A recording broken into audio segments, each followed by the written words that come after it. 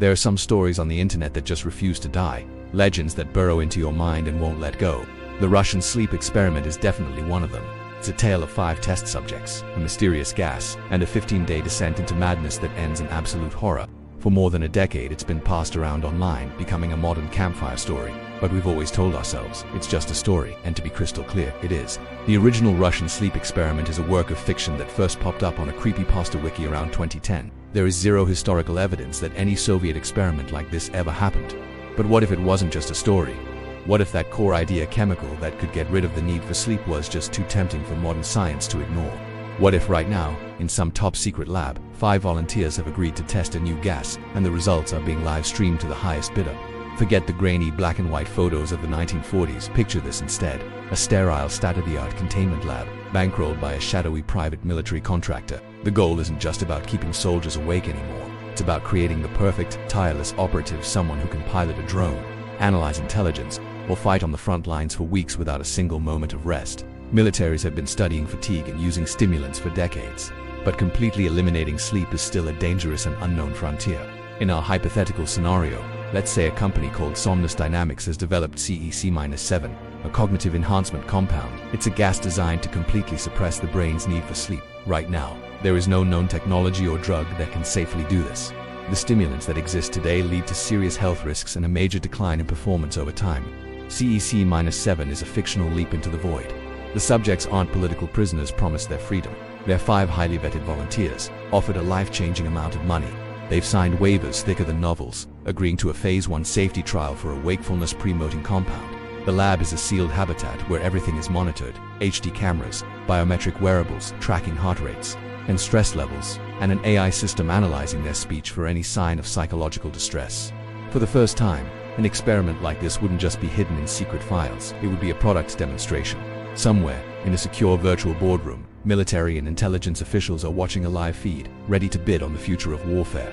They've been promised a glimpse of soldiers who never tire, never falter, and never close their eyes. They're about to get something much more terrifying. For the first 96 hours, everything looks like a wild success. The live feed shows 5 people in peak condition. They're alert, sharp, and flying through cognitive tests. They spend their time reading, working out, and talking. The mood is optimistic, almost giddy. They joke with the researchers over the intercom, convinced they're pioneers about to change the world. Behind the scenes, the Somnus Dynamics researchers are ecstatic. The biometric data is perfect, heart rates are stable, stress hormones are low. The subjects report feeling wired but totally clear. The military bidders are impressed. This is exactly what they paid to see, human endurance optimized. But real-world science tells a much grimmer story. While you can push through the first day, the human brain starts showing significant impairment after just 48 hours without sleep. People experience memory problems, become more irritable, and their reaction times slow down.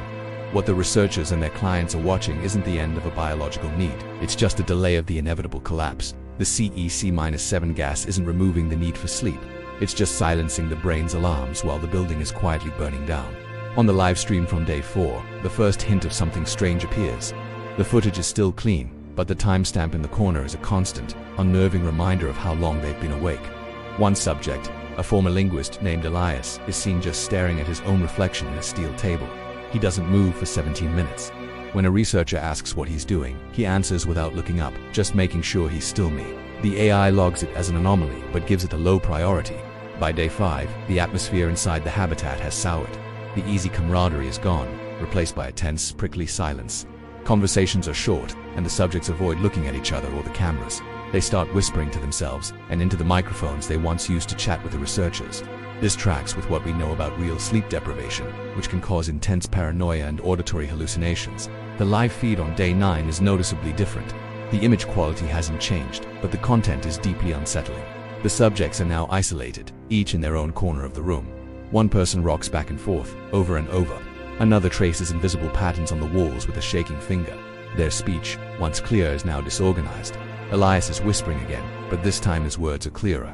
Subtitles pop up on the bidder's feed to translate his mumble. "We thought sleep was the cage, but it was the key. We're free now." The researchers are getting alarmed. According to all medical science, their minds should be unraveling into something like psychosis. But this isn't just a breakdown. The subjects' fragmented sentences are starting to echo each other's. They murmur about being unbound and a twisted freedom that's waiting for them. The AI monitoring their speech flags a 92% thematic overlap in their whispers, something that should be impossible for independent psychotic episodes. The bidders are no longer watching a product demo, they're glued to a horror show. The researchers suggest ending the experiment, but the contractor overrules them. The clients are fascinated by this unexpected development. They want to see where it goes. The gas keeps hissing into the chamber. The period after day 10 is a descent into pure body horror, a grotesque nod to the original fictional story. While real-world sleep deprivation causes severe mental and physical decline, it doesn't lead to the kind of monstrous changes from the creepypasta. What happens next in our experiment isn't science. It's the birth of something else entirely. It starts with self-harm, not the frantic acts of a psychotic break, but something methodical, even calm. One subject begins chewing off her own fingertips, her face placid. Another starts clawing at the skin on his stomach, not in pain, but with a focused, surgical intensity. The researchers watch in frozen horror. They can't do anything. The subjects have barricaded the door from the inside. They show no signs of pain. In fact, their biometric data shows their stress hormones are decreasing, as if the self-mutilation is a calming, necessary act. The final live stream clip, from day 15, is a nightmare of corrupted data. The video glitches and tears. Through the static, you see flashes of impossible things. Impossibly wide smiles on bloodied faces, limbs bent at unnatural angles, and eyes that seem to have turned a uniform, depthless black. The audio is a wall of screaming static, but underneath it, you can hear a low, resonant humming, a shared sound coming from all the surviving subjects. They don't look human anymore. Their bodies are grotesquely changed, yet they move with a predatory speed that defies their injuries. The last image before the feed cuts out is Elias, his face pressed against the observation window. He's not screaming, he's smiling. Then, the screen just reads, "Signal lost." After the feed cut, the lab was sealed. The project, buried under layers of corporate and military redactions. The official report would say that 5 volunteers were lost due to unforeseen neurotoxic effects. But the unofficial logs, the corrupted data, and the whispered rumors would tell a different story. They didn't just die. They became something else. The experiment set out to free soldiers from the biological cage of sleep, but it may have freed something much older and darker from the confines of human consciousness. What did that twisted freedom really mean? And what was born in that chamber, fueled by a chemical and 2 weeks of absolute wakefulness? The original Russian sleep experiment was a chilling piece of fiction that played on our deepest fears. But in a world obsessed with 24/7's productivity and human enhancement, you have to ask, could the drive to conquer sleep one day lead us to create something that should have stayed asleep? Let us know what you think would happen in the comments below.